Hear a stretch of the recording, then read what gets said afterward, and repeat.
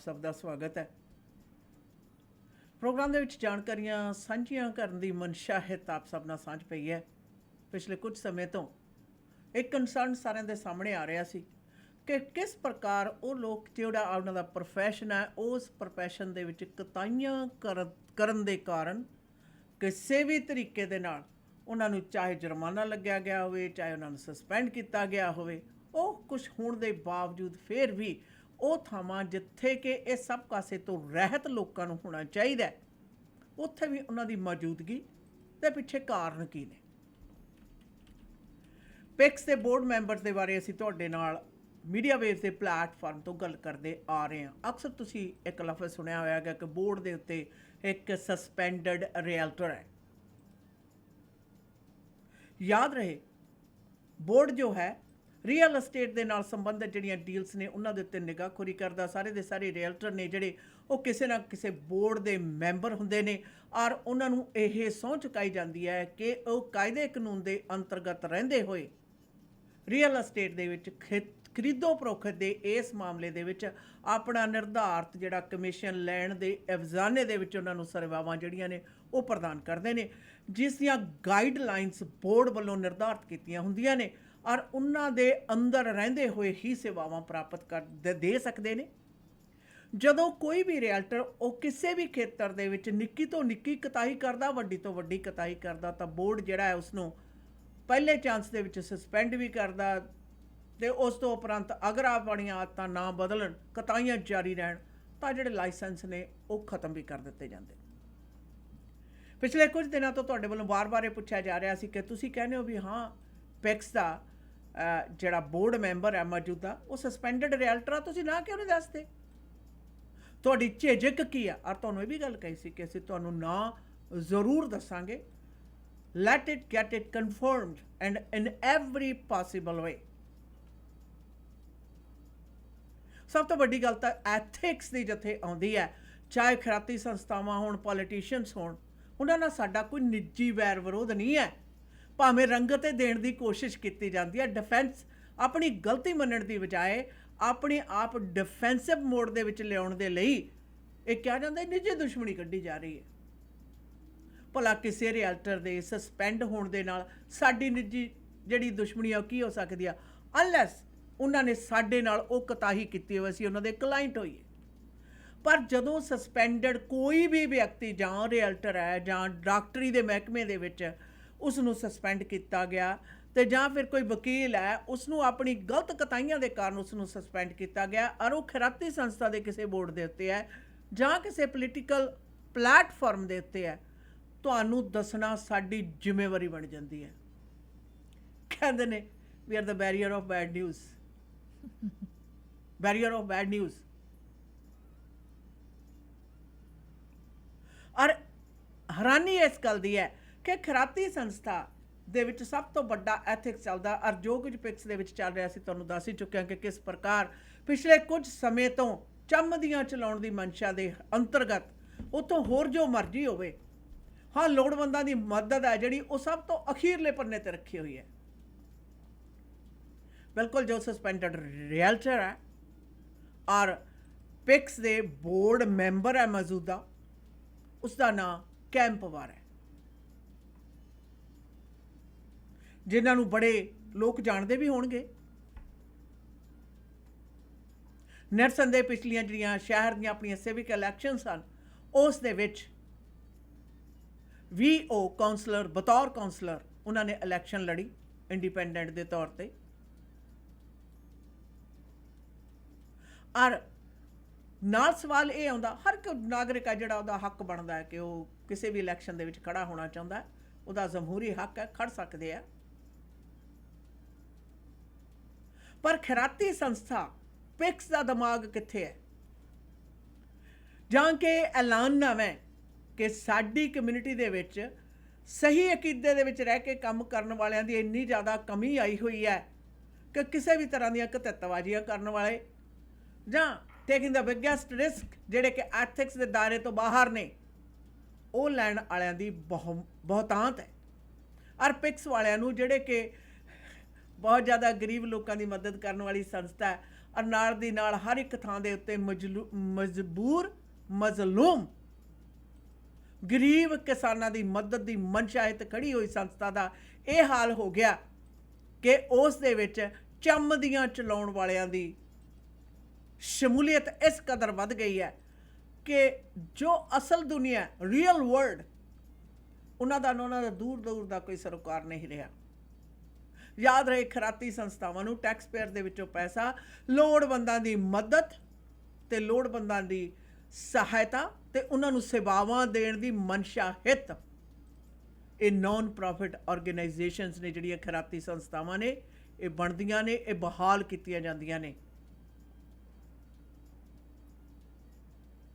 ਤਾਂ ਫਿਰ ਇਹਨਾਂ ਦੇ ਬੋਰਡ ਜਿਹੜਾ ਕਿ ਮੇਜਰ ਡਿਸੀਜ਼ਨ ਲੈਂਦਾ, ਜਿਹੜਾ ਕਿ ਜੋ ਕੁਝ ਚੱਲ ਰਿਹਾ CEO ਕੀ ਕਰ ਰਿਹਾ ਕੀ ਨਹੀਂ ਕਰ ਰਿਹਾ, ਉਹਨੂੰ ਕੀ ਕਰਨਾ ਚਾਹੀਦਾ ਹੈ ਕੀ ਨਹੀਂ ਕਰਨਾ ਚਾਹੀਦਾ, ਕੀ ਕਾਇਦੇ ਕਾਨੂੰਨ ਦੇ ਅੰਤਰਗਤ ਚੱਲ ਰਿਹਾ ਹੈ ਜਾਂ ਨਹੀਂ ਚੱਲ ਰਿਹਾ, ਔਰ ਪਿਕਸ ਦੇ ਵਿੱਚ ਹਰ ਅਧਿਕਾਰੀ ਜਿਹੜਾ ਹੈ ਉਹ ਕੀ ਸੇਵਾਵਾਂ ਠੀਕ ਦੇ ਰਿਹਾ, ਉਹਨਾਂ ਦੇ ਉੱਤੇ ਪੂਰੀ ਨਿਗਾਹਖੋਰੀ ਰੱਖਣ ਲਈ ਬੋਰਡ ਬਣਾਇਆ ਜਾਂਦਾ ਹੈ। ਕਿਸੇ ਵੀ ਤਰ੍ਹਾਂ ਦੇ ਐਥਿਕਸ ਦੀ ਉਲੰਘਣਾ ਨਾ ਹੋਵੇ ਇਸ ਦੇ ਉੱਤੇ ਨਿਗਾਹ ਰੱਖਣ ਲਈ ਬੋਰਡ ਬਣਾਇਆ ਜਾਂਦਾ ਹੈ। ਔਰ ਬੋਰਡ ਮੈਂਬਰ ਉਹ ਹੁੰਦੇ ਨੇ ਜਿਨ੍ਹਾਂ ਨੂੰ ਕਿਸੇ ਵੀ ਪ੍ਰਕਾਰ ਦਾ ਲਾਭ ਹੈ ਜਿਹੜਾ ਉਹ ਉਠਾਉਣ ਦੀ ਮਨਸ਼ਾ ਨਾ ਹੋਵੇ ਉਸ ਸੰਸਥਾ ਤੋਂ। ਔਰ ਇਹ ਜ਼ਿੰਮੇਵਾਰੀ ਚੇਅਰ ਦੀ ਤੇ ਬੋਰਡ ਦੀ ਹੁੰਦੀ ਹੈ। ਪਰ ਪਿਕਸ ਦੇ ਤਾਂ ਸੁੱਖ ਨਾਲ ਰੰਗ ਹੀ ਨਿਆਰੇ ਹੈ, ਰੰਗ ਹੀ ਨਿਆਰੇ ਹੈ। ਚਰਨਪਾਲ ਦੇ ਹੁੰਦਿਆਂ ਹੀ ਖੋਰਾ ਲੱਗਣਾ ਸ਼ੁਰੂ ਹੋ ਗਿਆ ਸੀ। ਕੁਝ ਕੁ ਲੋਕਾਂ ਦਾ ਇਹ ਕਹਿਣਾ ਕਿ ਉਹਨੇ ਆਪਣੀ ਜ਼ਿੰਦਗੀ ਦੇ ਆਖਰੀ ਵਕਤਾਂ ਦੇ ਵਿੱਚ ਇਹੀ ਹੱਥ ਜੋੜ ਕੇ ਮਿੰਨਤਾਂ ਕਰਦਾ ਰਿਹਾ, ਮੇਰੀ ਪਿਕਸ ਨੂੰ ਬਚਾ ਲਓ। ਇਹ ਜਿਹੜੇ ਪਾਸੇ ਨੂੰ ਲਿਜਾਈ ਜਾ ਰਹੀ ਹੈ ਉਹਦੇ ਵਿੱਚ ਬਹੁਤ ਜ਼ਿਆਦਾ ਗਿਰਾਵਟ ਆ ਰਹੀ ਹੈ। ਇੱਕੋ ਵਿਅਕਤੀ ਜਿਹਨੇ ਸਾਰੀ ਜ਼ਿੰਦਗੀ ਆਪਣੀ ਪਿਕਸ ਨੂੰ ਬਣਾਉਣ, ਵਧਾਉਣ, ਫਲਾਉਣ ਦੇ ਵਿੱਚ ਲਗਾ ਦਿੱਤੀ, ਜ਼ਿੰਦਗੀ ਦੇ ਆਖਰੀ ਪਹਿਰ ਦੇ ਵਿੱਚ ਲਾਚਾਰ ਹੋ ਕੇ ਉਹ ਲੋਕਾਂ ਦੇ ਸਾਹਮਣੇ ਹੱਥ ਜੋੜ ਕੇ ਆਪਣੇ ਨੇੜੇ ਦੇ ਲੋਕਾਂ ਦੇ ਇਹ ਮਿੰਨਤਾਂ ਕਿਉਂ ਕਰਦਾ ਸੀ, ਉਹਦੇ ਖੁਲਾਸੇ ਤਾਂ ਹੁਣ ਹੋਏ ਹੈ। ਜਦੋਂ ਪਿਕਸ ਨੂੰ ਇੱਕ ਅੱਡਾ ਬਣਾ ਲਿਆ ਗਿਆ ਕੁਝ ਕੁ ਗਿਣੇ ਚੁਣੇ ਲੋਕਾਂ ਵੱਲੋਂ ਆਪਣੇ ਨਿੱਜੀ ਮਨੋਰਥ ਦੀ ਮਨਸ਼ਾ ਹਿੱਤ, ਬਾਕੀ ਜਿਹੜੀਆਂ ਨੌਨ ਪ੍ਰੋਫਿਟ ਖੈਰਾਤੀ ਸੰਸਥਾਵਾਂ ਨੇ ਉਹਨਾਂ ਦੇ ਹਾਲ ਚਾਲ ਤੁਸੀਂ ਦੇਖ ਹੀ ਚੁੱਕੇ ਹੋ। SRO ਹੋਈ, ਅਟੀਰਾ ਹੋਈ ਕਿ ਕਿਸ ਪ੍ਰਕਾਰ ਇਸ ਨੂੰ ਆਪਣਾ ਨਿੱਜੀ ਜਿਹੜਾ ਵਪਾਰ ਹੈ ਉਹ ਬਣਾ ਲਿਆ ਗਿਆ। ਔਰ ਇਹ ਨਿੱਜੀ ਵਪਾਰ ਇਸ ਹੱਦ ਤੱਕ ਵੱਧ ਗਿਆ, ਜਿਹੜੀ ਕੁੱਕੜ ਖਿੰਡੀ ਹੈ ਅਟੀਰਾ ਬਾਰੇ ਉਸਨੇ ਸੁਚੇਤ ਜਿੱਥੇ ਮੇਨ ਸਟ੍ਰੀਮ ਨੂੰ ਕਰ ਦਿੱਤਾ, ਉੱਥੇ ਪਿਕਸ ਵਾਲੀ ਜਿਹੜੀਆਂ ਕਰਤੂਤਾਂ ਨੇ ਇਹ ਸਾਡੇ ਘੱਟ ਗਿਣਤੀ ਦੇ ਜਿਹੜੇ ਲੋਕ ਨੇ ਉਹਨਾਂ ਨੂੰ ਸੁਚੇਤ ਕਰਨ ਲਈ ਕਾਫੀ ਨੇ। ਗੱਲ ਸਹੇ ਦੀ ਨਹੀਂ, ਗੱਲ ਪਹੇ ਦੀ ਹੈ ਕਿ ਦਾਰੋਮਦਾਰ ਅੰਦਰ ਦਾ ਪਿਕਸ ਦਾ ਇੰਨਾ ਜ਼ਿਆਦਾ ਖਰਾਬ ਹੋ ਗਿਆ ਕਿ ਉਹਨਾਂ ਆਪਣੇ ਆਸ-ਪਾਸ ਕੰਪਰੋਮਾਈਜ਼ ਕਰਨ ਵਾਲੇ ਹੀ ਲੋਕਾਂ ਨੂੰ ਨਾਲ ਰੱਖਿਆ ਜਾ ਰਿਹਾ ਹੈ ਜੋ ਇਹੋ ਜਿਹਾ ਕੰਮ ਕਰ ਸਕਣ। आशियाना सवाल ये भी उठता है। जी हाँ दीदी, कई दिनों से लोग मुझे कॉल्स कर रहे हैं, ख़ास तौर से मुझे रियल्टर्स के बड़े कॉल्स आए कि आप सस्पेंडेड रियल्टर की गल कर रहे, कौन है ये सस्पेंडेड रियल्टर। तो आज इसका खुलासा हम कर ही रहे। कैम पवार, जिनको आप स्क्रीन पर भी देख रहे होंगे, कैम पवार एक रियल्टर था और इन्हें सस्पेंड किया गया था, और जिसके डॉक्यूमेंट्स के कुछ पेजेस, ऑर्डर्स के पेजेस भी आप स्क्रीन पर देख रहे हैं। लेकिन आपको अगर इनके डॉक्यूमेंट्स पूरा चाहिए तो आप मुझे कॉल भी कर सकते हैं, और 604-449-3333 पर मैं आपको फुल डॉक्यूमेंट्स भी भेज दूंगी। ये वो रियल्टर है जिन्होंने पिछले इलेक्शन में पर्पसली डग मकलम को हराने के लिए कहते हैं कि इलेक्शन लड़ा था। सोर्सेस के मुताबिक बाहर से लोग हमें बता रहे, और ख़ास तौर से कैम पवार की मेरे साथ कॉन्वर्सेशन भी हुई थी, और उनके मकसद यही था कि जो पिछला मेयर है और काउंसिल है वो नहीं आना चाहिए, और इंडिपेंडेंटली इन्होंने 3000 से कुछ ज़्यादा वोट्स मेरे ख्याल से हासिल किए थे। पर जदों मेरे नाल दी गल हुई सी, he said that he was gonna get 100,000 votes. कहते मेरे तो बहुत लोग हैं, 100,000 वोट्स मुझे मिलना है। So I don't know what happened to the 77,000 voters, but he got 3,000 something votes. तो ये वही कैंप पवार है जो पर्पसली म्युनिसिपल इलेक्शन भी पिछले साल लड़े। और आजकल सोर्सेस के मुताबिक कहा जा रहा है अपने यार मित्र को कि he is Brenda locks right hand. जो मैंने अपने सोर्सेस के मुताबिक ब्रेंडा लॉक से कंफर्म किया है, Brenda lock does not even know him. हो सकता है किसी भी फंक्शंस इवेंट्स में ब्रेंडा लॉक के कैंपेन वालों ने इसको बुलाया होगा, या इसके जो ब्रेंडा लॉक के कैंपेन्स वालों के साथ कोई कनेक्शन थी, वो उस तरीके से गया होगा। But she personally does not even know him, ये मेरे सोर्सेज ने मुझे बताया। और इनका कहना दोस्त मित्र को कि he is the right hand of Brenda Locke who is the mayor of city of Surrey, इसका क्या मकसद है? I have no idea. क्यों ये लोगों को बताना चाहता है कि इसका कोई खास कनेक्शन है यहाँ। और इसके साथ साथ कई लोगों ने मुझे और भी बहुत सारी बातें बताया जो शायद आगे वाले प्रोग्राम्स में, आगे वाले दिनों में मैं ज़रूर इस बारे में बात करूँगी। जिन लोगों ने बताया है काम कैसे करना, क्या करना, ये सारी बातें मैं आपसे आगे ज़रूर करूँगी। Not in this programme but future जो प्रोग्राम्स मैं लेकर आऊँगी और खुलासा करूँगी इस बारे में, तो I will let you guys know. यही वो रियल्टर है जिन्होंने हमारे कुछ जान पहचान वाले लोगों को ये बताया कि मेरा सीधा कनेक्शन जो है वो 6th फ्लोर पर है, और 6th फ्लोर पर सिटी हॉल में मेयर के दफ्तर है। अब पता नहीं इसने कभी 6th फ्लोर पे कदम रखा या नहीं रखा, पर ये बातें दोस्तों को, कॉमन फ्रेंड्स को बता रहा है कि मेरा सीधा कनेक्शन है 6th फ्लोर पर। सो इस तरह की बातें जब हम सुनते हैं, we as a media we have to bring this out, क्योंकि हम नहीं चाहते कहीं पर और करप्शन शुरू हो जाए, कहीं पर और बातें ना शुरू हो जाए। तो ये सारी जो बातें हैं, हम आज इसका पर्दा जो है वो उठा दिए। मुझे कई रीमैक्स के रियल्टर्स ख़ास तौर से कॉल कर रहे थे, पूछ रहे थे कि ये कौन है, कौन रियल्टर की बात कर रहे हो? आशियाना खुलकर सामने आओ, बिकॉज सस्पेंडेड रियल्टर कौन है और कौन है जो पिक्स के बोर्ड में बैठे हुए हैं। सो आप लोगों के सामने मैंने चेहरा आज बता दिया। इट्स कैंप पवार, जो पिक्स के बोर्ड मेंबर भी बैठा हुआ है। जिस तरह से दीदी ने कहा कि पिक्स एक नॉन प्रॉफिट ऑर्गेनाइजेशन है, उनके बोर्ड में कौन बैठता है, कौन नहीं बैठता है, एक सस्पेंडेड रियल्टर बैठ रहा है, क्या इस बात को बोर्ड के और प्रेसिडेंट्स और बोर्ड को पता था? क्या इस बारे में CEO को पता था? रेज़्यूमेस कौन चेक करते हैं, किस तरह से बोर्ड मेंबर सेलेक्ट किया जाता है, ये सारी बातें पिक्स के बारे में वी हैव टू क्लैरिफाई। और एक सस्पेंडेड रियल्टर जिनके डॉक्यूमेंट्स आप पढ़ रहे हो, जो ऑर्डर्स इन्हें मिला था, ये सस्पेंडेड रियल्टर पिक्स के बोर्ड में किस तरह से बैठा हुआ है? ये बहुत सारे इस तरह के सवाल आ रहे, लोग पूछ रहे, जानना चाहते हैं। फलाना फलाना रियल्टर्स के नाम भी मुझे पूछ रहे थे कि ये फलाना रियल्टर है, ये रियल्टर है, ये रियल्टर है। So I had to come and expose this कि रियल्टर कौन है। इस पर और भी बातचीत होगी, लेकिन will take a quick commercial break.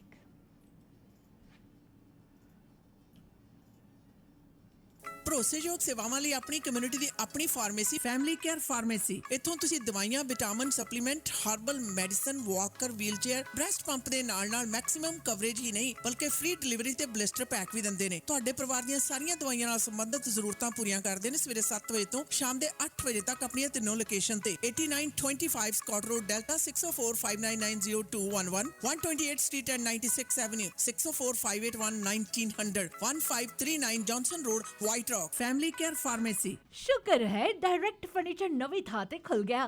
ਹੁਣ तो पूरे घर ਦਾ ਫਰਨੀਚਰ ਮੈਂ ਡਾਇਰੈਕਟ ਫਰਨੀਚਰ ਤੋਂ ਲੈ ਕੇ ਆਉਣੀ ਆ। ਲੈ ਗੋਲੀ ਕਿਹਦੀ ਤੇ ਗਹਿਣੇ ਕਿਹਦੇ, ਤੁਸੀਂ ਵੀ ਹੋ ਜਾਓ ਚਿੰਤਾ ਮੁਕਤ, ਕਿਉਂਕਿ ਤੁਹਾਡਾ ਮਨਪਸੰਦ ਡਾਇਰੈਕਟ ਫਰਨੀਚਰ ਹੁਣ ਸਰੀ ਦੇ ਗੜ 12743 80th ਐਵਨਿਊ ਨਵੀਂ ਥਾਂ ਤੇ ਖੁੱਲ ਚੁੱਕਾ ਹੈ। ਡਾਇਰੈਕਟ ਫਰਨੀਚਰ ਬਾਰੇ ਹੋਰ ਜਾਣਕਾਰੀ ਲੈਣ ਦੇ ਲਈ ਮਿਸਟਰ ਔਰ ਮਿਸਿਸ ਸੂਰੀ ਨੂੰ ਕਰੋ ਕਾਲ 604-572-5553 ਡਾਇਰੈਕਟ ਫਰਨੀਚਰ। ਰੋਜ਼ਾਨਾ ਖਬਰਾਂ ਵਿੱਚ assault, sexual assault, theft, driving offences ਤੇ ਹੋਰ ਬੜੇ ਕ੍ਰਿਮੀਨਲ ਐਕਟੀਵਿਟੀਜ਼ ਬਾਰੇ ਸੁਣਦੇ ਹਾਂ। ਕਈ ਵਾਰੀ ਗਊਮਾਰ ਹੋ ਜਾਂਦੀ ਹੈ, ਚਾਲਬਾਜ਼ ਲੋਕ ਸਾਊ ਬੰਦੇ ਨੂੰ ਫਸਾ ਦਿੰਦੇ ਨੇ ਤੇ ਨਾਲੇ ਕ੍ਰਿਮੀਨਲ ਚਾਰजेस ਲਗਵਾ ਦਿੰਦੇ ਨੇ। ਅਗਰ ਤੁਸੀਂ ਵੀ ਕ੍ਰਿਮੀਨਲ ਚਾਰजेस ਦਾ ਸਾਹਮਣਾ ਕਰ ਰਹੇ ਹੋ ਤਾਂ ਨੌਜਵਾਨ ਵਕੀਲ ਜੋ 4 province BC, Alberta, Manitoba, Ontario ਵਿੱਚ ਗੁੰਝਲਦਾਰ ਕੇਸਸ ਜਿੱਤੇ ਹਨ, ਕ੍ਰਿਮੀਨਲ ਲਾਇਰ ਗਗਨ ਨਾਹਲ। ਅੱਜ ਹੀ ਕਰੋ ਕਾਲ ਕ੍ਰਿਮੀਨਲ ਕੇਸ ਜਿੱਤਣ ਦੇ ਵਿੱਚ ਮਾਹਰ ਵਕੀਲ ਗਗਨ ਨਾਹਲ ਨੂੰ 604-527-4769 6625152 A Street, Surrey। For all criminal charges, call Gagan Nahal 604-527-4769.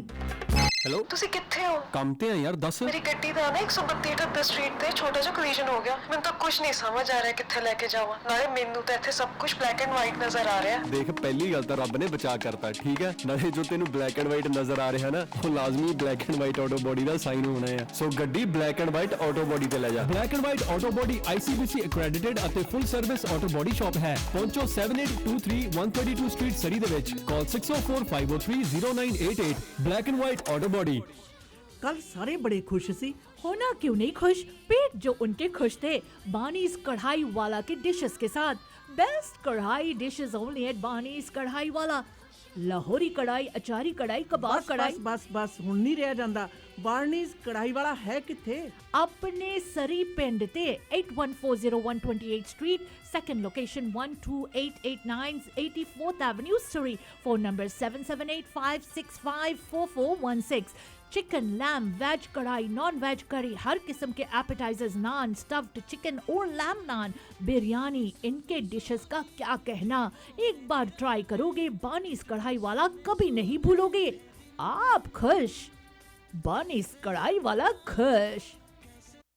Media ਵੇਸ ਦੇ ਪਲੇਟਫਾਰਮ ਤੋਂ ਜੀ ਪ੍ਰੋਗਰਾਮ ਦੇ ਵਿੱਚ ਤੁਹਾਡੇ ਵੱਲੋਂ ਕੀਤੀ ਗਈ ਜਿਹੜੀ ਮੰਗ ਹੈ ਉਸ ਨੂੰ ਪੂਰਾ ਕਰਦੇ ਹੋਏ ਔਰ ਪਿਛਲੇ ਕੁਝ ਦਿਨਾਂ ਦੇ ਵਿੱਚ ਤਾਂ ਖਾਸ ਤੌਰ ਦੇ ਉੱਤੇ ਤੁਹਾਡੇ ਵੱਲੋਂ ਇਹ ਗੱਲ ਬਾਰ-ਬਾਰ ਉਠਾਈ ਜਾ ਰਹੀ ਹੈ ਕਿ ਜਿਹੜੇ ਬੋਰਡ ਜਿਹੜਾ ਸਸਪੈਂਡਡ ਰਿਐਲਟਰ ਹੈ ਜਿਹੜੇ ਪਿਕਸ ਦੇ ਬੋਰਡ ਦੇ ਉੱਤੇ ਆ, ਤੁਸੀਂ ਨਾ ਕਿਉਂ ਨਹੀਂ ਦੱਸਦੇ, ਨਾ ਕਿਉਂ ਛਪਾਉਂਦੇ ਹੋ। ਇੱਥੋਂ ਤੱਕ ਵੀ ਸਾਨੂੰ ਕਿਹਾ ਗਿਆ ਕਿ ਤੁਸੀਂ ਜਾਣ ਕੇ ਕਿਸੇ ਮਨਸ਼ਾਇਤ ਨਾ ਛਪਾਉਂਦੇ। ਬਿਲਕੁਲ ਜੀ, ਤੁਹਾਡੇ ਵੱਲੋਂ ਯਾਦ ਰਹੇ ਕਿ ਜਿਹੜੀ ਪਿਕਸ ਦੀ AGM ਆ ਉਹ ਸੰਡੇ 10 ਸਤੰਬਰ ਨੂੰ ਹੈ। 1:30 ਵਜੇ ਰਜਿਸਟ੍ਰੇਸ਼ਨ ਹੈ ਔਰ 2 ਤੋਂ ਲੈ ਕੇ 3:30 ਵਜੇ ਤੱਕ 1207-575 A ਦੇ ਉੱਤੇ ਪੈਂਦੇ ਸੀਨੀਅਰ ਕੇਅਰ ਫੈਸਿਲਿਟੀ ਹੈ ਜਿਹੜੀ ਉਸ ਦੇ ਵਿੱਚ ਵੋਟ ਪੈਣੀ ਹੈ। ਔਰ ਆਪ ਸਭ ਨੂੰ ਗੁਜ਼ਾਰਿਸ਼ ਹੈ ਜ਼ਰੂਰ ਜਾਓ ਔਰ ਬੋਰਡ ਵਾਲਿਆਂ ਨੂੰ ਪੁੱਛੋ ਕਿ ਕੀ ਗੱਲ ਸਾਡੀ ਕਮਿਊਨਿਟੀ ਦੇ ਵਿੱਚ ਪਾਰਦਰਸ਼ਤਾ ਦੀ ਜ਼ਰੂਰਤ ਨਹੀਂ ਹੈ ਕਿ ਅਸੀਂ ਆਪਣੇ ਸਮਾਜ ਦੇ ਵਿੱਚ ਇਸ ਪ੍ਰਕਾਰ ਦਾ ਅਕਸ ਤੇ ਵਾਤਾਵਰਨ ਸਿਰਜਣਾ ਚਾਹੁੰਦੇ ਆ ਜਿੱਥੇ ਕੁਝ ਕੁ ਲੋਕ ਨੇ ਜਿਹੜੇ ਕਹਿੰਦੇ ਵੀ ਹਾਂ ਅਸੀਂ ਚੰਮਦੀਆਂ ਚਲਾ ਸਕਦੇ ਆ। ਤਾਂ ਕੋਈ ਬਹੁਤਾ ਜ਼ਿਆਦਾ ਸਮਾਂ ਨਹੀਂ ਲੱਗਣਾ, ਜਦੋਂ ਜਿਸ ਤੋਂ ਅੱਕ ਕੇ ਇੱਥੇ ਪਹੁੰਚੇ ਉਹੋ ਜਿਹੇ ਹਾਲਾਤ ਹੋਣਗੇ। ਅੱਛਾ ਨਾ, ਫਿਰ ਦੋ ਹਫ਼ਤੇ ਪਹਿਲਾਂ ਕਿਸੇ ਨੇ ਮੇਰੇ ਨਾਲ ਗੱਲ ਕੀਤੀ ਜੀ, ਬੜੇ ਸਮਝਦਾਰ ਵਿਅਕਤੀ ਕਹਿੰਦੇ ਬੀਬਾ ਜਿਸ ਗੱਲ ਦੇ ਅੰਦੇਸੇ ਸੀ ਨਾ, ਤੁਹਾਡੇ ਜਿਹੜੇ ਡਰ ਨੇ, ਖਦਸ਼ੇ ਨੇ, ਇਹ ਸਹੀ ਨੇ। ਬਹੁਤੇ ਜ਼ਿਆਦਾ ਲੋਕ ਪਸੰਦ ਨਹੀਂ ਕਰਨਗੇ, ਇਹਦੇ ਵਿੱਚ ਕੋਈ ਸ਼ੱਕ ਨਹੀਂ। ਔਰ ਉਹ ਲੋਕ ਜਿਨ੍ਹਾਂ ਦੇ ਆਪਣੇ ਖਾਸ ਮਨਸੂਬਿਆਂ ਦੇ ਉੱਤੇ ਅਸਰ ਪੈਂਦਾ ਉਹ ਤਾਂ ਬਿਲਕੁਲ ਪਸੰਦ ਨਹੀਂ ਕਰਨਗੇ, ਪਰ ਅੰਦੇਸੇ ਤੁਹਾਡੇ ਸਹੀ ਨੇ। ਜਿਹੜੇ ਲੋਕ ਕੁਝ ਅੱਕ ਕੇ ਕਹਿੰਦੇ ਨੇ ਸਰੀ ਹੁਣ ਰਹਿਣ ਵਾਲੀ ਨਹੀਂ ਰਹੀ ਤੇ ਕਿਤੇ ਬਾਹਰ ਮੂਵ ਹੋ ਜਾਈਏ ਜੀ, ਉਹਨਾਂ ਦੇ ਅੰਦੇਸੇ ਸਹੀ ਨੇ। ਕਿਉਂਕਿ ਜਿਸ ਤਰ੍ਹਾਂ ਦੀ ਰਾਜਨੀਤਕ ਚਾਲਾਂ, ਲੂੰਬੜ ਚਾਲਾਂ ਉਹ ਛੱਡ ਕੇ ਆਏ ਸੀ, ਪਿੱਛੇ ਅੱਕ ਕੇ ਛੱਡ ਕੇ ਆਏ ਸੀ ਵੀ ਕੈਨੇਡਾ ਵਰਗਾ ਵਧੀਆ ਮੁਲਕ ਆ, ਅਸੀਂ ਉੱਥੇ ਰਹਾਂਗੇ, ਉਹ ਹੌਲੀ ਹੌਲੀ ਵੱਧਦੀਆਂ ਪਿਛਲੇ 2-3 ਸਾਲਾਂ ਦੇ ਵਿੱਚ ਉਹ ਚਰਮ ਸੀਮਾ ਦੇ ਉੱਤੇ ਪਹੁੰਚ ਗਈਆਂ। ਔਰ ਹੈਰਾਨੀਜਨਕ ਗੱਲ ਇਹ ਹੈ ਕਿ ਸਭ ਕੁਝ ਕਰਦੇ ਹੋਏ ਨਾ ਤਾਂ ਸਾਡੇ ਕੁਝ ਕੁ ਪਤਵੰਤੇ ਸੱਜਣ ਸ਼ਰਮ ਮਹਿਸੂਸ ਕਰਦੇ ਆ ਤੇ ਲਾਹਣਤ ਵੀ ਉਹਨਾਂ ਨੂੰ ਇਸ ਤਰ੍ਹਾਂ ਦੀ ਕਹਿੰਦੇ ਖੁਦ ਮੁਖਤਿਆਰੀ ਹੈ ਕਿ ਇਹਨਾਂ ਨੇ ਆਪਣਾ ਜਾਲ ਵਿਛਾ ਲਿਆ ਆਪਣੇ ਨਾਲ। ਇੱਕ ਇਹਨਾਂ ਦਾ ਮਸਲ ਸੈਕਸ਼ਨ ਹੈ, ਇੱਕ ਇਹਨਾਂ ਦਾ ਆਹ ਹੈ, ਕੁਝ ਕੁ ਗਾਲਾਂ ਕੱਢਣ ਵਾਲੇ ਨੇ ਜੇ ਕੋਈ ਆਵਾਜ਼ ਉਠਾਉਂਦਾ, ਜੇ ਕੋਈ ਗੱਲ ਕਰਦਾ, ਕੁਝ ਕੁ ਲੋਕਾਂ 'ਤੇ ਪ੍ਰਭਾਵ ਪਾਉਣਾ। ਯਾਦ ਰਹੇ, ਤੁਹਾਨੂੰ ਯਾਦ ਹੋਣਾ ਜੀ ਕਿ 10-15 ਸਾਲ ਪਹਿਲ ਤੋਂ ਜਦੋਂ ਗੱਲ ਚੱਲੀ ਸੀ ਵੀ ਕੀ ਗੱਲ ਇਲੈਕਸ਼ਨ ਇੱਥੇ ਹੋ ਰਹੀ ਆ ਤੇ ਇੰਡੀਆ ਤੋਂ ਕਾਲਾਂ ਆ ਰਹੀਆਂ ਨੇ, ਔਰ ਉਹ ਵੱਧਦੀਆਂ ਗਈਆਂ ਨੇ, ਘਟੀਆਂ ਨਹੀਂ। Yeah. ਇਸ ਦੀ ਆਵਾਜ਼ ਖਿਲਾਫਤ ਦੇ ਵਿੱਚ ਜਿੰਨੀ ਸਿੰਧ ਨੇ ਵੀ ਉਠਾਈ ਸੀ, ਗੁਰਮੰਤ ਗਰੇਵਾਲ ਦੇ ਟਾਈਮ ਤੋਂ ਸ਼ੁਰੂ ਹੋ ਗਈ ਸੀ। ਇਹੀ ਨਿਊਟਨ ਹੈ। ਇਲੈਕਸ਼ਨ ਸਾਰੇ ਸ਼ਹਿਰ 'ਚ ਹੁੰਦੀ ਹੈ, ਪਰ ਪਤਾ ਨਹੀਂ ਕੀ ਗੱਲ ਆ, ਸਾਰੇ ਸੂਬੇ ਦੇ ਵਿੱਚ, ਦੇਸ਼ ਦੇ ਵਿੱਚ ਹੋਣ ਵਾਲੀ ਇਲੈਕਸ਼ਨ ਸਰੀ ਦੇ ਵਿੱਚ ਆਪਣੇ ਨਿਯਮ ਕਿਵੇਂ ਗਵਾ ਬੈਠਦੀ ਹੈ, ਜਿੱਥੇ ਕਿ ਆ ਕੇ ਇਸ ਤਰ੍ਹਾਂ ਲੱਗਦਾ ਕਿ ਜਿਹੜੇ ਨਰਕ 'ਚੋਂ ਅਸੀਂ ਨਿਕਲੇ ਸੀ ਉਸੇ ਨਰਕ ਦੇ ਵਿੱਚ ਫਸ ਗਏ ਆ। ਖਰਾਤੀ ਸੰਸਥਾਵਾਂ ਜਿੱਥੇ ਕਿ ਪਾਰਦਰਸ਼ਤਾ ਤੇ ਸਮਾਜ ਸੇਵਾ ਦੀ ਭਾਵਨਾ ਰੱਖਣ ਵਾਲੇ ਲੋਕ ਹੋਣੇ ਚਾਹੀਦੇ ਨੇ, ਉੱਥੇ ਇਹੋ ਜਿਹੇ ਲੋਕ ਬਿਠਾਏ ਹੋਏ ਨੇ ਜਿਨ੍ਹਾਂ ਦਾ ਸਮਾਜ ਸੇਵਾ ਤੋਂ ਬਾਅਦ ਸਾਰਾ ਕੁਝ ਉਹਨਾਂ ਦੇ ਹੱਥ ਦੇ ਵਿੱਚ ਹੈ। ਔਰ ਸ਼ਰਮਨਾਕ ਗੱਲ ਇਹ ਹੈ ਕਿ ਲੋੜਵੰਦਾਂ ਦੇ ਨਾਂ ਦੇ ਉੱਤੇ ਆਪਣੀਆਂ ਚੰਮਦੀਆਂ ਚਲਾਉਣ ਵਾਲੇ ਪੋਲੀਟੀਸ਼ੀਅਨ ਹੀ ਨਹੀਂ, ਬਲਕਿ ਖਰਾਤੀ ਸੰਸਥਾ ਨੂੰ ਪਲੇਟਫਾਰਮ ਦੇ ਉੱਤੇ ਵਰਤ ਕੇ ਆਪਣੇ ਮਨਸੂਬੇ ਪੂਰੇ ਕਰਨ ਵਾਲਿਆਂ ਦੀ ਵੀ ਲਾਈਨ ਆ ਜਿਹੜੀ ਲੰਬੀ ਹੋਈ ਹੈ। ਤੁਸੀਂ ਸਵਾਲ ਪੁੱਛਦੇ ਸੀ ਦੀਦੀ, ਖਰਾਤੀ ਸੰਸਥਾਵਾਂ ਤੇ ਪੋਲੀਟੀਸ਼ੀਅਨ ਦੇ ਵਿੱਚ ਕੀ ਇਹੋ ਜਿਹਾ ਸੰਬੰਧ ਹੈ? What is it? Is it won't bank? आहा संबंध है। वैसे दीदी एक बात मैं ज़रूर कहना चाहूँगी कि पिछले म्यूनिसिपल इलेक्शन में जब कैम पवार एज अ सरी सिटी काउंसिल कैंडिडेट खड़े हुए थे तो मुझे ये डॉक्यूमेंट्स कई लोगों ने ला कर दी। कई लोगों ने मुझे ईमेल भी भेजी, व्हाट्सएप पर भी भेजी। कई लोगों ने मुझे बताया कि ये इसका बैकग्राउंड है, this is what Cam Pawar is, और this is, he does not live in Surrey, he lives in Delta। तो कई लोगों ने ये भी सवाल किया कि डेल्टा में रहते हुए डेल्टा सिटी काउंसिल की तरफ क्यों नहीं गया। फिर बाद में पता चला कि रीमैक्स के जो दफ्तर है उनमें से कई लोग हैं जो डेल्टा में रहते हैं, डेल्टा सिटी में है और डेल्टा सिटी से ताल्लुकात रखते हैं, उनको ये सस्पेंशन के बारे में पता था। और फिर सरी सिटी काउंसिल में इन्होंने सरी सिटी का काउंसिल कैंडिडेट बना। तो उस वक्त बड़े दावे थे कि लाख वोट तो मेरे पास है, मैं तो बहुत बड़ा चीज़ हूँ। तो बाद में पता चला कि 10,000 कुछ और वोट से जीते हैं। तो जेड़ा 70,000 वोट्स थे वो पता नहीं किधर गया। आई don't no, may be you know, कभी कभी हम लोग ख्वाब बड़े बड़े देख लेते हैं, लेकिन ख्वाब तो ख्वाब होता है, हकीकत नहीं होती है। और जब ख्वाब टूटता है तो बहुत लोग उस ख्वाब को टूटने के बर्दाश्त करने का जिगरा नहीं रखते। ऑब्वियसली 3,000 वोट मिला लाख वोट कहकर, तो वो दिल तो टूटा होगा ना, बहुत बुरी तरह से टूटा होगा। और उसके टूटने के बाद शायद मानसिक जो सिचुएशन है, इसी वजह से लोगों को बताना शुरू कर दिया कि मेरा तो 6th फ्लोर सीधा कनेक्शन है, मैं एलिवेटर लेके सीधा 6th फ्लोर पहुंचता हूँ, उत्थे मेरे ब्रेकफास्ट होंदी, उत्थे लंच, उत्थे डिनर होंदी आ। मैं कहा लोग बेवकूफ आ, there is something wrong with this person, क्योंकि ऐसा कभी हो नहीं सकता। कई मेयर्स हमने देखे, डायना वॉट्स को भी देखा, लिंडा हैपनर को भी देखा, डग मैकलम को भी देखा, तो ब्रेंडा लॉक कैसे डिफरेंट हो सकती है कि ऐसे सस्पेंडेड रियल्टर्स को अपने दफ्तर में बैठाएगी पूरा दिन? क्या ताल्लुकात होगा? हाँ, ये ज़रूर जानती हूँ कि ब्रेंडा लॉक के यहाँ काम करता है, जो क्लोज रिलेटिव वर्क कर रहा है, वो भी पिक्स का एक डायरेक्टर है। हो सकता है उसके साथ कोई दोस्ती होवे या समथिंग होवे, जिसके खुलासा हम ज़रूर करेंगे। Will find out and will let you guys know, क्योंकि ये मीडिया का जॉब है। This is what we are gonna do, क्योंकि हम बर्दाश्त नहीं कर सकते कि हमारे सिटी हॉल में कोई भी इस तरह की बातें हो, सरी सिटी हॉल में, और लोगों को ना पता हो। That's not gonna be tolerated by us as a media. City hall के अंदर अगर कोई भी क्लेम कर रहा है कि मेरा ये है जी, मेरा वो है, मेरा ये है, मैं एक कर देना, मैं 6 फ्लोर पे बैठता हूँ, मैं कॉफ़ी उत्थे पींदा, लंच उत्थे करदा, डिनर उत्थे करदा, what are you trying to prove? So anything happens or involving our city hall, we have to clarify that. और जो लोगों ने मुझे और रियल्टर्स के नाम बताए, मैं उनकी भी छानबीन करूंगी। ये नहीं है कि हम लोग सिर्फ चुप करके बैठ जाएंगे, will find out about them as well. लेकिन जो एक्चुअल रियल्टर सस्पेंडेड था और पिक्स के बोर्ड में बैठा है और जो इलेक्शन लड़ा था, वो है कैम पवार, करमवीर पवार। पहले तो मुझे नाम नहीं पता था, but when I did all the investigation दीदी इलेक्शन के बाद, करमवीर पवार कौन है आई डिडंट इवन नो। सो जब सारा कुछ छानबीन करने के बाद ये पता चला है कि करमवीर पवार कैम पवार है, जिन्होंने इलेक्शन लड़ी है और पिक्स के बोर्ड में भी बैठे हैं। सो ऑब्वियसली मेरे लिसनर्स को ये जानने का पूरा पूरा हक है, दे हैव टू नो, क्योंकि ऐसे लोगों को हम अपने समाज में और लोगों को बेवकूफ़ नहीं बनाने देंगे। रियल्टर का काम बहुत ही जिम्मेदारी वाला काम है।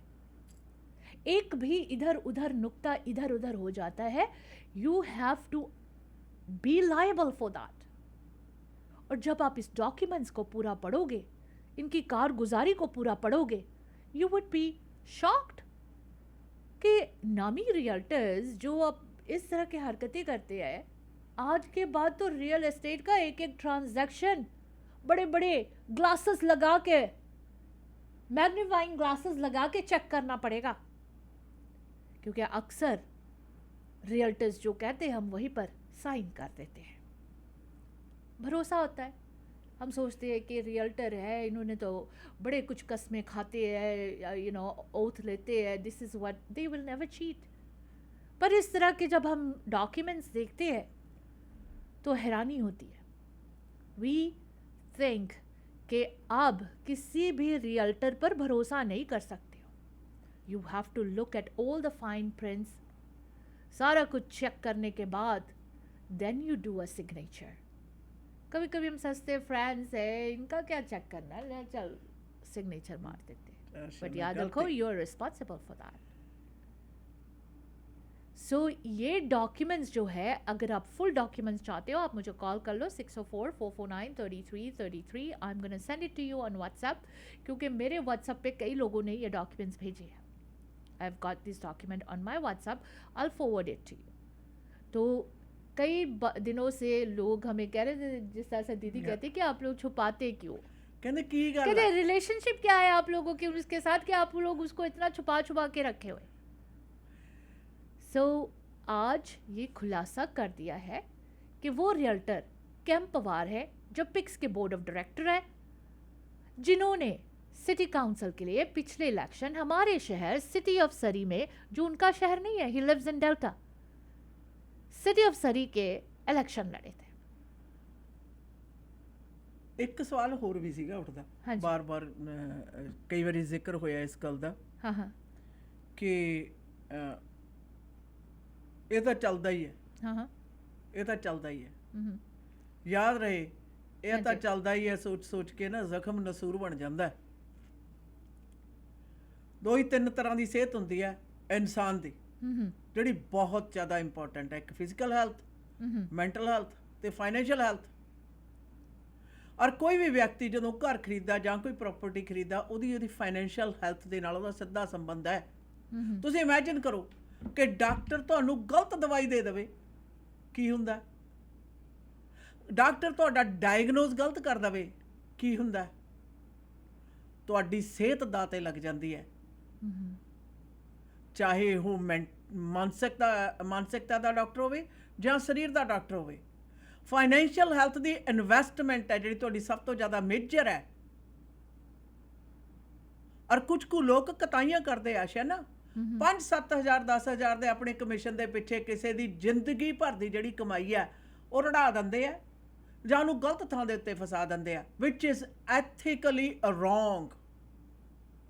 कुछ लोग वरना जे इस तरह हुंदा तां आशा ना की लोड़ पई आ बोर्ड नूं तुसीं मैंबर बनना, हर महीने फीस भरना, 2 सालां बाद ਉਹ ਤੁਹਾਨੂੰ कोर्स कराउणगे, ਤੁਸੀਂ रिवाइव कराउणगे ਤੁਹਾਨੂੰ एथिक्स, उस तो बाद ਤੁਹਾਡਾ लाइसेंस रीन्यू होएगा, तद ही तुसीं ਜਿਹੜਾ ਆਪਣੀ ਸੇਲ ਆ ਉਹ ਕਰ ਸਕਦੇ ਹੋ। ਪਰ ਇੱਕ ਤੇ ਤਵਾਜ਼ੀਆਂ ਕੁਝ ਕੁ ਆਨਸਰ ਕਰਦਾ ਹੈ, ਔਰ ਉਹਦੇ ਲਈ ਪਬਲਿਕ ਦਾ ਸੁਚੇਤ ਹੋਣਾ ਹੱਦ ਤੋਂ ਜ਼ਿਆਦਾ ਜ਼ਰੂਰੀ ਹੈ।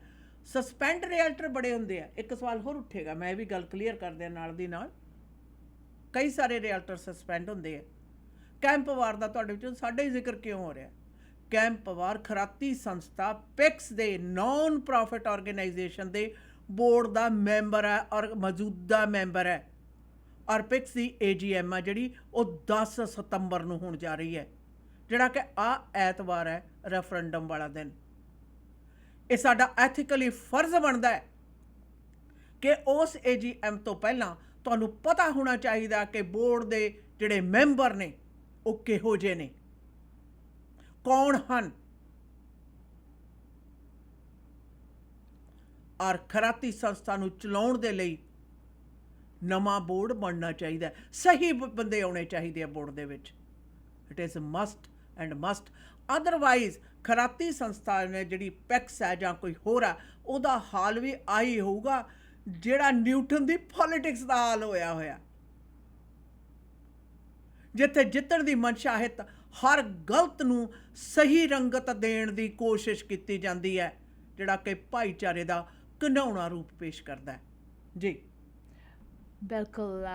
आपने जो ये बात कही है ना कि पिक्स के बोर्ड मेंबर है, we have discuss this many times. PICS के बोर्ड के अंदर जितने भी बोर्ड मेंबर्स है, वो सतबीर चीमा जो CEO है उसके किस तरह से नेड़े तेड़े है, किस तरह से इकट्ठे होते हैं, किस तरह से लोग शराब बाद में बैठ के पीते हैं, बकरा पार्टी होती है, क्या क्या बोतल कहते पी जाते हैं। ये सारी बातें लोग हमें कहानियाँ सुनाते हैं। हकीकत तब पता चलता है जब हम बोर्ड मेंबर्स की एक एक की बैकग्राउंड चेक करते हैं। ये बोर्ड मेंबर्स कहाँ बैठते हैं, कहाँ उठते हैं, कितना शराब पीते हैं, क्या करते हैं, ये सारी बातें तब पता चलता है। लेकिन इस AGM में पिक्स के जो लाइफ टाइम मेंबर्स हैं उनको पता होना चाहिए कि पिक्स के अंदर बोर्ड मेंबर्स जो बैठे हैं वो कौन है, इनकी कारगुजारी क्या है, इनके दिमागी हालात क्या है,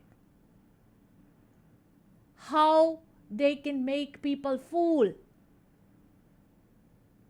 हम ये नहीं कहते हैं कि हमें लोग बेवकूफ़ नहीं बनाते, बनाते बहुत है, हमें पता भी होता है कि बेवकूफ़ बना रहे हैं, अपने उल्लू सीधा कर रहे हैं।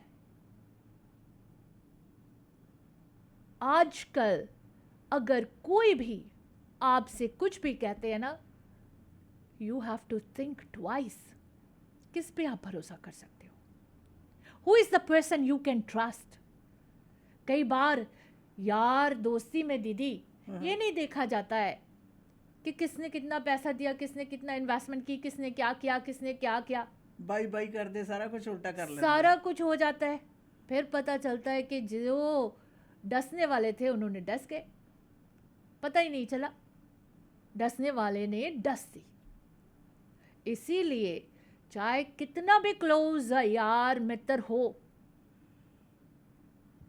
जो लोग अपने रिश्तेदारों को नहीं छोड़ते हैं ना, भाई बहनों को नहीं छोड़ते हैं, तो वो लोग यार बेलियों को कैसे छोड़ सकते हैं, यार मित्र को कैसे छोड़ सकते हैं। ये हकीकत है, और इस हकीकत को जितनी जल्दी आप लोग समझ लो, यू वोंट इस प्रॉब्लम से नहीं गुजरोगे। दीदी एक रियल एस्टेट ट्रांजैक्शन होती है, हाँ। आपको भी पता है इसके बारे में।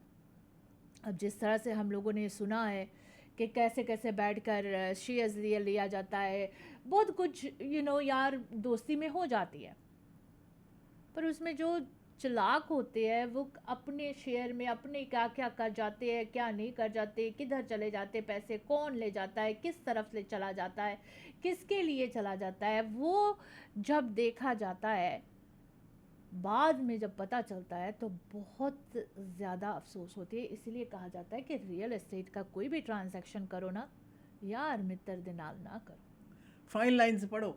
बिल्कुल। आप एक रियल्टर वो ले आओ जिसको आपको पता नहीं है, शायद आपको धोखा ना मिले, लेकिन अगर कोई जान पहचान का हो और ये जो डॉक्यूमेंट्स आप देख रहे हो इस तरह से सस्पेंशन हो उनके ऊपर, तो फिर आप कैसे भरोसा कर सकते हो?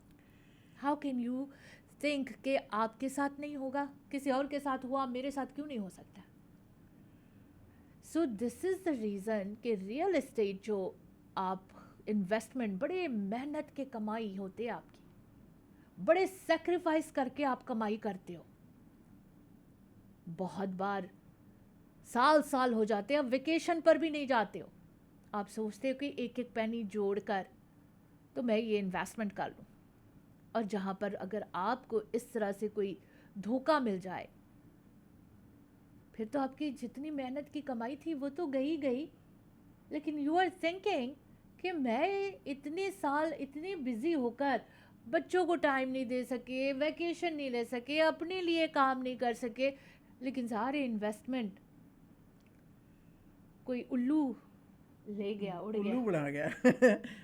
ਅਸ਼ਨੇ ਜੀ ਪਿਛਲੇ ਦਿਨਾਂ ਦੇ ਵਿੱਚ ਆਪਾਂ ਇੱਕ ਗੱਲ ਕੀਤੀ ਸੀ ਨਾ हाँ जी, ਵੀ ਸਿਟੀ ਹਾਲ ਦੇ ਜਿਹੜੇ ਗੇੜੇ ਨੇ हाँ हाँ। ਬੜੇ ਰਿਐਲਟਰ ਮਾਰਦੇ ਆ, ਖਾਸ ਤੌਰ ਦੇ ਤੇ ਸਸਪੈਂਡਡ ਰਿਐਲਟਰ, ਉਦੋਂ ਹਾਂ। ਵੀ ਇਹ ਗੱਲ ਹੋਈ ਸੀ Last time we were at City Hall, Camp Pawar was there too. ਖਾਸ ਤੌਰ ਦੇ ਤੇ ਨੈਟਵਰਕਿੰਗ ਕਿਸ ਪ੍ਰਕਾਰ ਹੁੰਦੀ ਹੈ। Yes. 6ਵੇਂ ਫਲੋਰ ਦੇ ਗੇੜੇ, ਤਿੰਨੇ ਵਕਤ ਦੀ ਰੋਟੀ Yes. ਪਾਣੀ ਹੈ ਜਿਹੜਾ ਉਸ ਦਾ ਜ਼ਿਕਰ ਹੋਇਆ, ਯਾਦ ਰਹੇ ਇਹ ਲੋਕਾਂ ਵੱਲੋਂ ਪਹੁੰਚਾਈ ਗਈ ਸਾਡੇ ਤੱਕ ਜਾਣਕਾਰੀ ਹੈ। ਔਰ ਲੋਕ ਬੜੇ ਚੰਗੇ ਤਰੀਕੇ ਨਾਲ ਪਹੁੰਚਾਉਂਦੇ ਆ, ਵੀਡੀਓ ਬਣਾ ਲੈਂਦੇ ਆ, ਫੋਟੋਆਂ ਖਿੱਚ ਲੈਂਦੇ ਆ। ਤਾਂ ਸਾਰੇ ਸਾਡੇ ਵਰਗੇ ਨਹੀਂ ਹੁੰਦੇ। ਮੇਰੇ ਤੋਂ ਤਾਂ ਕੋਈ ਪੁੱਛੇ ਮੈਂ ਤਾਂ ਯਕਦਮ ਕਹਿੰਦੀ ਆ ਵੀ ਫਲਾਣਾ ਬੰਦਾ ਦੀ ਆਹ ਕਾਰਗੁਜ਼ਾਰੀ ਗਲਤ ਹੈ, it's wrong, it is wrong, Yes. On the camera, of the camera, on the phone ਔਰ ਆਫ ਦਾ ਫੋਨ, Yes. ਜਾਂ ਗਲਤ ਹੈ ਜਾਂ ਸਹੀ ਹੈ।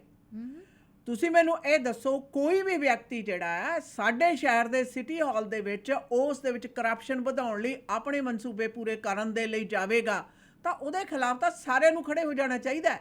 बिल्कुल। ਕਿਉਂਕਿ ਜਦ ਨੇ ਪਿਛਲੇ ਕੁਝ ਸਾਲਾਂ ਦੇ ਵਿੱਚ ਨਾ ਆਸ਼ਾ ਨੇ ਛੇਤੀ ਅਮੀਰ ਹੋਣਾ, ਵੱਡੀਆਂ ਲਗਜ਼ਰੀ ਗੱਡੀ ਲੈਣੀਆਂ ਨੇ, ਟੌਰ ਮਾਰਨੀ ਹੈ, ਮਾਤਾ ਰਿਚ ਹੋ ਗਿਆ, ਮੈਂ ਮਿਲੀਨੀਅਰ ਹੋ ਗਿਆ, ਮਲਟੀ ਮਿਲੀਨੀਅਰ ਹੋ ਗਿਆ, ਇਸ ਤਰ੍ਹਾਂ ਦੀ ਜਿਹੜੀ ਮਨਸ਼ਾ ਦੇ ਪੂਰੀ ਕਰਨ ਦੇ ਹਿੱਤ ਬਹੁਤ ਘਤਤਬਾਜ਼ੀਆਂ ਹੋਈਆਂ ਨੇ। ਗਲਤ ਤੇ ਸਹੀ ਦੀ ਜਿਹੜੀ ਪਛਾਣ ਆ ਉਹ ਲੋਕਾਂ ਨੇ ਗਵਾ ਦਿੱਤੀ। ਕਿਸੇ ਨੂੰ ਉੱਲੂ ਬਣਾ ਕੇ ਉਹਦਾ ਹੱਕ ਮਾਰ ਲੈਣਾ ਜਾਂ ਉਸ ਨੂੰ ਧੋਖਾ ਦੇ ਦੇਣਾ, ਉਹਦੇ ਨਾਲ ਕਿਸੇ ਵੀ ਤਰ੍ਹਾਂ ਦੀ ਠੱਗੀ ਮਾਰ ਲੈਣੀ ਆਪਣੀ ਕਾਬਲੀਅਤ ਬਣ ਗਈ। ਸ਼ਰਮ ਨਾ ਡੁੱਬ ਮਰੋ, ਪਰ ਉਹ ਤਾਂ ਜੇ ਹੋਵੇ 4 ਦਿਨ ਦੀ ਰੱਜੀ ਪਿੰਡ ਉਜਾੜਨ ਨੂੰ ਲੱਗੀ ਆਲਾ ਮੁਹਾਵਰਾ ਇਹੋ ਜਿਹੇ ਲੋਕਾਂ ਤੇ ਪੂਰੀ ਤਰ੍ਹਾਂ ਢੁਕਦਾ ਹੈ।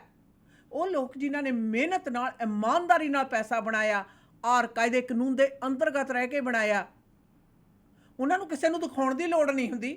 ਉਹਨਾਂ ਨੂੰ ਕਿਸੇ ਵੀ ਵਿਅਕਤੀ ਨੂੰ ਸ਼ਰਾਬ ਪਿਲਾ ਕੇ ਆਪਣੀ ਰੀਅਲ ਏਸਟੇਟ ਡੀਲ ਦੇ ਉੱਤੇ ਸਾਈਨ ਕਰਾਉਣ ਦੀ ਲੋੜ ਨਹੀਂ ਹੁੰਦੀ।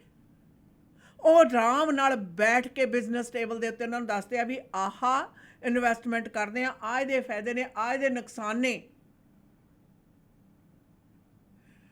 ਰਿਸਕ ਲੈਣ ਦਾ ਆਹ ਤੁਹਾਨੂੰ ਫਾਇਦਾ ਹੋ ਸਕਦਾ।